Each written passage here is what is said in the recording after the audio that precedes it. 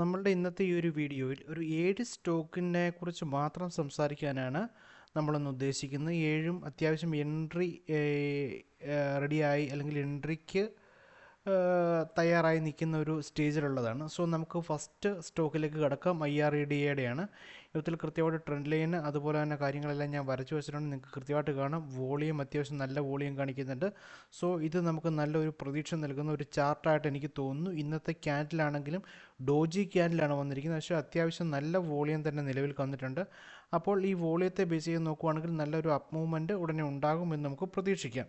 അടുത്തതായിട്ട് ഞാൻ നോക്കാൻ പോകുന്നത് ഹുഡ്കോ എന്ന് പറയുന്ന ചാർട്ടാണ്. ഹുഡ്കോയുടെ ചാർട്ടിനകത്ത് വരാൻ നേരത്ത് അതിനകത്ത് നിങ്ങൾക്ക് കൃത്യമായിട്ട് കണ്ടു കഴിഞ്ഞാൽ മനസ്സിലാകും.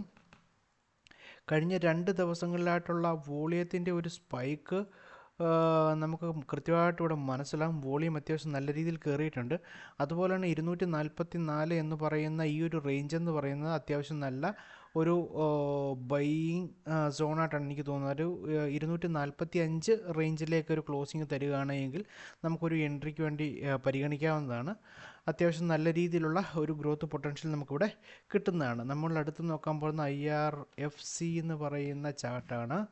IRFCയുടെ ചാർട്ടിലേക്ക് വന്നു കഴിഞ്ഞാൽ അതും ഇതേ രീതിയിലുള്ള തന്നെ സ്റ്റോക്കാണ്. സെയിം പാറ്റേണിൽ നിൽക്കുന്നതാണ്. വോളിയം ആണെങ്കിൽ അത്യാവശ്യം വോളിയം ഇവിടെ ഒരു ബയേഴ്സ് ഒരു അപ്പർ ഹാൻഡ് എടുക്കുന്ന രീതിയിലേക്ക് അങ്ങനെ പൊട്ടൻഷ്യൽ രീതിയിൽ വന്നിട്ടില്ല. പക്ഷേ എങ്കിൽ പോലും ഇവിടെ നല്ല ഒരു സോണായിട്ടാണ് ഇപ്പം നിൽക്കുന്നത്. നല്ലൊരു സോണിലാണ് ഇപ്പം ഇതിൻ്റെ പ്രൈസ് നിൽക്കുന്നത്. അതുകൊണ്ട് തന്നെ ഇതൊരു അത്യാവശ്യം നമുക്ക് വാച്ച് ലിസ്റ്റിലേക്ക് ആഡ് ചെയ്യാം. പക്ഷേ ഇപ്പം എൻട്രിക്ക് വേണ്ടി ഈ ഒരു പരിസരത്ത് നമുക്ക് ട്രൈ ചെയ്യണമെന്ന് എനിക്ക് തോന്നുന്നില്ല. എൻട്രിക്ക് ട്രൈ ചെയ്യുന്നത് എനിക്ക് തോന്നുന്നു ഈ ഒരു റേഞ്ചിന് മുകളിൽ 155 ലെവലിൽ ഒരു ക്ലോസിങ് കിട്ടുവാണെങ്കിൽ എൻട്രിക്ക് വേണ്ടി പരിഗണിക്കാമെന്ന് എനിക്ക് തോന്നുന്നു. അപ്പോൾ നമുക്കിത് നിലവിൽ വാച്ച് ലിസ്റ്റിലേക്ക് ആഡ് ചെയ്തിട്ട് നമുക്ക് വെയിറ്റ് ചെയ്യാം. നമ്മൾ അടുത്ത് പോകുന്നത് IOCയുടെ ചാർട്ടിലേക്കാണ്. IOC പോകാൻ നേരത്ത് ഇത് ഞാൻ നേരെ വീക്കിലി ചാർട്ടിലേക്ക് മാറ്റുകയാണ്. IOC എന്ന് പറയുമ്പോൾ എല്ലാവർക്കും അറിയാം അത്യാവശ്യം നല്ല ഡിവിഡൻഡ് നൽകുന്ന നല്ല ഡിവിഡൻഡ് പേ ഔട്ടുള്ള സ്റ്റോക്കാണ്. എനിക്കും കഴിഞ്ഞ ദിവസം കിട്ടിയിരുന്നു അത്യാവശ്യം നല്ലൊരു ഡിവിഡൻഡ്. അപ്പോൾ നല്ല ഈ ഒരു സ്റ്റോക്കിനെ ചാർട്ടിലേക്ക് നമ്മൾ വന്നു കഴിഞ്ഞാൽ കൃത്യമായിട്ട് നമുക്കിവിടെ കാണാം. ഞാനിത് വീക്കിലി ടൈം ഫ്രെയിമിലേക്ക് ചാർട്ട് മാറ്റിയിട്ടുണ്ട്.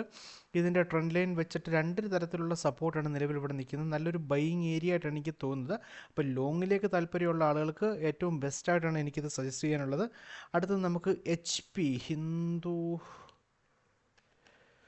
ഹിന്ദുസ്ഥാൻ പെട്രോളിയത്തിൻ്റെ ചാർട്ടിലേക്ക് നമുക്ക് പോവുകയാണെങ്കിൽ അതും ഇതേ രീതിയിൽ തന്നെയുള്ള ഒരു ചാർട്ടാണ്. അതായത് എൻട്രി ഇപ്പോൾ അത്യാവശ്യം നല്ല രീതിയിൽ നമുക്ക് എൻട്രിക്ക് കിട്ടുന്ന ട്രിഗറായി നിൽക്കുന്ന ഒരു സ്റ്റോക്കാണ്. അതും ഈ പറയുന്ന ലോങ്ങിലേക്കാണ് ഞാൻ പരിഗണിക്കുന്നത്.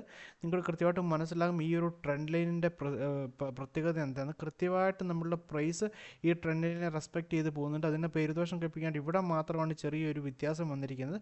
പക്ഷേ എങ്കിൽ പോലും ഈ ട്രെൻഡ് ലൈനിനെ ബ്രേക്ക് ചെയ്ത് താഴേക്ക് വന്നിട്ട് ഈ ഹോറിസോണ്ടൽ സപ്പോർട്ട് സോണിൽ നിന്നും അല്ലെങ്കിൽ ഈ ഹോറിസോണ്ടൽ നമ്മുടെ ഡിമാൻഡ് സോണിൽ നിന്നും ഒരു സപ്ലൈ ഉണ്ടായി ഡിമാൻഡ് സോണിൽ നിന്നും ഒരു ഡിമാൻഡ് വന്ന് കയറി ഇത് നേരെ മുകളിലേക്ക് കയറിയിരിക്കുകയാണ്.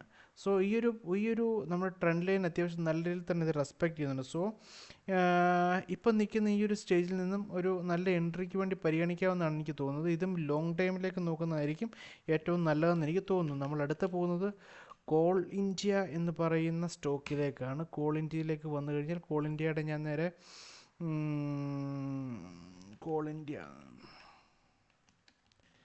കോൾ ഇന്ത്യയുടെ ചാർട്ടിലേക്ക് ഞാൻ വന്നു കഴിഞ്ഞാൽ നേരെ സ്റ്റോക്കിലേക്കാണ് ഞാൻ വരുന്നത്. ഫ്യൂച്ചേഴ്സ് ഒന്നുമല്ല, നേരെ സ്റ്റോക്കിലേക്ക് വന്നു കഴിഞ്ഞാൽ അതും ഇതേ ലെവലിൽ തന്നെയാണ് ഇപ്പം നിൽക്കുന്ന സെയിം ലെവലിൽ തന്നെ അത്യാവശ്യം നല്ല ട്രെൻഡ് ലൈൻ സപ്പോർട്ടുണ്ട്. അതുപോലെ തന്നെ ഒരു ഡിമാൻഡ് സോണുമാണ്. അപ്പോൾ ഈ ഒരു ഡിമാൻഡ് സോണിൽ നിന്നും അത്യാവശ്യം പ്രൈസ് ഒരു ഇവിടുന്ന് കയറാനുള്ള സാധ്യതയാണ് കൂടുതൽ കാണുന്നത്. പിന്നെ അതുപോലെ തന്നെ നിങ്ങളുടെ വോളിയം കാണുമ്പോൾ പ്രത്യേകം അറിയാൻ പറ്റും. വോളിയം ആണെങ്കിലും കുറഞ്ഞു വരുവാണ്. അതായത് സെല്ലേഴ്സിൻ്റെ പ്രസൻസ് ഇവിടെ നമുക്ക് കുറഞ്ഞു വരുന്നതായിട്ട് നമുക്കിവിടെ കാണാൻ പറ്റും. ഇവിടെ അത്യാവശ്യം നല്ല സെല്ലിംഗ് പ്രഷർ ഉണ്ടായിരുന്നു. ആ പ്രഷറിനെ അതായത് ഇവിടെ നോക്കിക്കഴിഞ്ഞാൽ നമുക്ക് ഒന്നുകൂടെ സൂം ചെയ്ത് ഇവിടെ കാണിക്കാം. അതായത് ഈ പറഞ്ഞിരിക്കുന്ന സെല്ലിംഗ് പ്രഷറിനെ എല്ലാം ഒറ്റ ക്യാൻഡിൽ കൊണ്ടാണ് ഇവിടെ തീർത്തിരിക്കുന്നത്. ഇവിടെ 1, 2, 3, 4 ക്യാൻഡിലിൻ്റെ സെല്ലിംഗ് പ്രഷറിനെ ഒറ്റ ഒരു ബൈയിങ് ക്യാൻഡിലാണ് ഇവിടെ തീർത്തിരിക്കുന്നത്. ആ ക്യാൻഡിലിൻ്റെ ഷേപ്പ് തന്നെ നിങ്ങളുടെ കണ്ടാൽ അറിയാം ഏറ്റവും ചെറിയ ക്യാൻഡിലാണ്, പക്ഷേ വോളിയം അത്യാവശ്യം നല്ലൊരു വോളിയം ഉണ്ട്. അതുപോലെ തന്നെ ഇവിടെ വന്നിട്ട് 1 2 ബൈയിങ് ക്യാൻഡിൽ സെല്ലിങ് ക്യാൻഡിലിൻ്റെ വോളിയത്തെ ഈ ഒരൊറ്റ ബൈയിങ് ക്യാൻഡിൽ, ആ ബൈയിങ് ക്യാൻഡിലിൻ്റെ ഷേപ്പ് കാണുമ്പോൾ തന്നെ ചെറിയൊരു ക്യാൻഡിലാണ്, ചെറിയൊരു ഡോജി ക്യാൻഡിലാണ് ഇവിടെ വന്നിരിക്കുന്നത്. അപ്പം അതുകൊണ്ട് തന്നെയാണ് ഞാൻ പറഞ്ഞത് ഇവിടെ എനിക്കിത് കണ്ടിട്ട് സെല്ലേഴ്സിനേക്കാൾ നല്ല ഒരു അപ്പർ ഹാൻഡ് എല്ലാ രീതിയിലും ഇവിടെ ബയേഴ്സ് എടുക്കുന്നുണ്ട്. അത് ഈ പറയുന്ന ഡിമാൻഡ് സോണിൻ്റെ ഒരു പ്രത്യേകതയായിട്ടാണ് എനിക്ക് തോന്നുന്നത്. അതുപോലെ തന്നെ ട്രെൻഡ് ലൈനിൻ്റെ ഒരു സപ്പോർട്ട് കൂടെ ഈ പരിസരത്ത് കിട്ടുന്നുണ്ട്. അപ്പോൾ അതും നല്ല ഒരു ശുഭപ്രതീക്ഷയായിട്ടാണ് എനിക്ക് തോന്നുന്നത്. സോ നമുക്ക് അടുത്ത ഒരു ചാർട്ടിലേക്ക് പോയി കഴിഞ്ഞാൽ അത് RVNL വന്നു കഴിഞ്ഞാൽ അവിടെയും ഈ പറയുന്ന ഒരു ട്രെൻഡ് ലൈനിൻ്റെ ഒരു സപ്പോർട്ട് നമുക്കിവിടെ കൃത്യമായിട്ട് കാണാൻ പറ്റും. ട്രെൻഡ് ലൈൻ നോക്കിക്കഴിഞ്ഞാൽ ട്രെൻഡ് ലൈൻ നമുക്ക് ഇതിനെ വേണമെങ്കിൽ ഇങ്ങനെ അഡ്ജസ്റ്റ് ചെയ്ത് വേണേ വെക്കാം. അതുകൂടാതെ ഇപ്പോൾ പ്രൈസ് നിൽക്കുന്ന ആ ഒരു മേഖലയെ ബന്ധിപ്പിച്ച് വേണമെങ്കിലും നമുക്ക് വെക്കാം.